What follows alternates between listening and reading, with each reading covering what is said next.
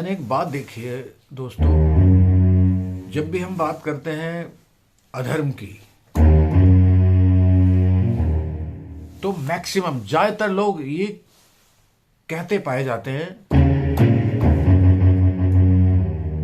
कि अभी तो ये कलयुग की शुरुआत है, अभी तो घोर कलयुग आएगा। मतलब अधर्म के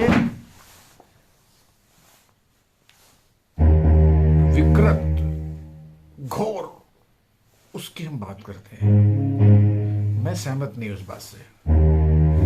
ये हम जब भी हम बात करेंगे कलयुग की तो ये करेंगे नहीं नहीं, अभी तो घोर कलयुग आएगा, अभी तो अधर्म और बढ़ेगा, अभी तो चारों तरफ हाहाकार हो जाएगा, अभी तो कुछ भी नहीं, आगे होगा।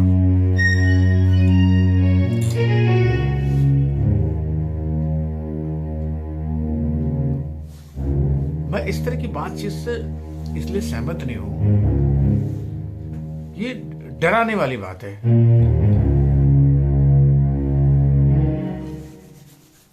और एक तरफा बात है ये। अभी तो घोर कलयुग आना बाकी है, मतलब ऐसी बात कह के किसे कह रहे हो ऐसी बात? आप खुद को या और को डरा रहे हो? क्यों कहना ऐसी बात? ये प्रकृति है, यहां हर चीज बैलेंस में रहती है, बैलेंस कभी नहीं बिगड़ता यहाँ पे। ऊपर वाला ना सब चीजों का बैलेंस बना के रखता है।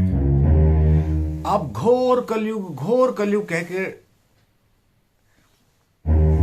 ऐसा लगता है डरा रहे हो, डर रहे हो। मतलब जैसे अधर्म, जैसे कोई, मतलब जैसे रावण, कली, कंस, उनका खौफ हमें बता रहे हो आप।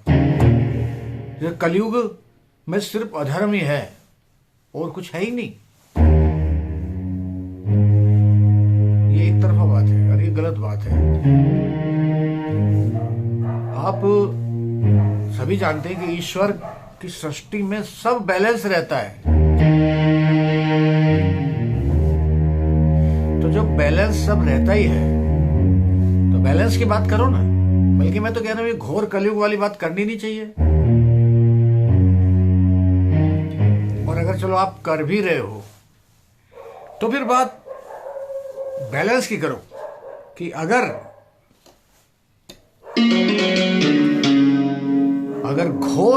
कलयुग घोर की तरफ जा रहा है तो हमारे जो अवतार हैं वो परमेश्वर की तरफ जा रहे हैं। आपने देखा ना बैलेंस होता है। अगर कलयुग घोर रूप धारण करेगा तो महाशक्ति भी उसी रूप में बराबर चल रहा है। अगर कलयुग घोर की तरफ जा रहा है तो वहां प्रकट महादेव होंगे, क्योंकि घोर का मतलब संहार ही संहार होगा, पापियों का विनाश ही विनाश होगा। तो जिक्र दोनों करने चाहिए। ये कहना चाहिए अगर कलयुग घोर के रूप में जा रहा है तो प्रकटीकरण भी महादेव के लिए हो रहा है, एक तरफा नहीं। एक तरफा से जिन लोगों को नॉलेज नहीं होगी वो डर जाएंगे, अरे अभी तो घोर कलयुग होगा, पता नहीं क्या होगा। कुछ भी हो, बैलेंस ही रहेगा। अधर्म ना कभी जीता और ना कभी जीतेगा। और बहुत लोग सवाल पूछते हैं अवतार कब आएंगे। अरे अवतार की तो चिंता बहुत है। जो है परमेश्वर खुद ही चारों तरफ मौजूद है, कण कण में है, वो बिना उनके सृष्टि थोड़ी चल रही है। ठीक है, अवतार, आपको सिर्फ अवतार का इंतजार है। मैं कह रहा हूँ जो यहाँ है परम शक्ति, जो हम यहाँ सर्वाइव कर रहे हैं, सब चीजें पंचभूत, धरती, आकाश, वायु में है ना, सब यही। तो जो अवतार को भेजते हैं वो तो खुद ही यही है। तो फिर अवतार का इतना इंतजार किस लिए? सब कुछ तो यही है। भगवान श्री कृष्ण आके गीता दे गए, वही कह गए कि मैं ही आया था, मैं ही आऊंगा। उन्होंने अपना ज्ञान भी दे दिया, सब यही है। फिर भी इंतजार है। ये घोर कलयुग वाली बात मैं समझता हूँ कि अगर मेरी बात अच्छी लगी हो तो घोर कलयुग वाली बात अगर कहनी है तो साथ में ये भी कहोगे कि कलयुग अगर घोर होगा तो उस घोर कलयुग के लिए महादेव परम परमेश्वर तुरंत ही आमने सामने या तत्काल वाली कहानी है। ऐसा नहीं कि ये चलेगा तो वो आएंगे, नहीं, परमेश्वर यही है। ये कलयुग अगर घोरी तरफ जा रहा है तो परमेश्वर भी ऐसे चल रहे हैं उसकी तरफ से मिटाने को। जय श्री कल की।